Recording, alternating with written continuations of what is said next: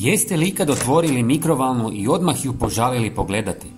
Onaj sloj masnoće po stjenkama, kapljice koje su zapečene tko zna kada i vi nemate ni volje ni vremena za ribanje. Većina ljudi tada napravi isto. Zatvori vrata i ostavi čišćenje za sutra. Ali upravo tu nastaje problem. Što dulje čekamo, prljavština se samo jače lijepi. Danas ću vam pokazati jedan trik koji koristim kad god želimo čistiti mikrovalnu za doslovno nekoliko minuta i to bez napornog ribanja. Najbolje od svega, ne trebate nikakve specijalne kemikalije niti skupe sprejeve, samo dvije stvari koje već imate kod kuće. Prvo, uzmite jednu običnu zdjelu koja može ići u mikrovalnu. U nju ulijte vodu. Ne morate mjeriti. Bitno je samo da ima dovoljno da počne isparavati. A sada dolazi tajna zbog koje ovaj trik radi tako dobro. Dodajte 2 žlice običnog octa. Ništa posebno, ništa egzotično. Upravo onaj kojeg već imate u kuhinji.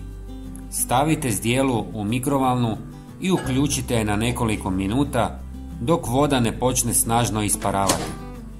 Para će ući u sve kuteve, podignuti zapečenu masnoću i omekšati svu prljavštinu koja se inače teško skida. Ocat dodatno otapa masne naslage i neutralizira neugodne mirise.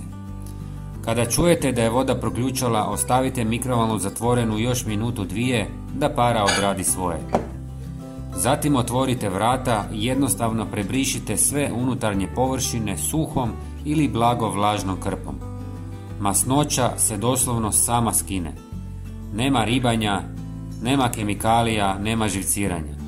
Ako želite, možete preći još jednom za završni sjaj, ali u većini slučajeva mikrovalna će izgledati kao nova već nakon jednog brisanja. Podijelite ovaj trik sa prijateljima kako bismo i njima olakšali čišćenje. Hvala vam i pozdrav!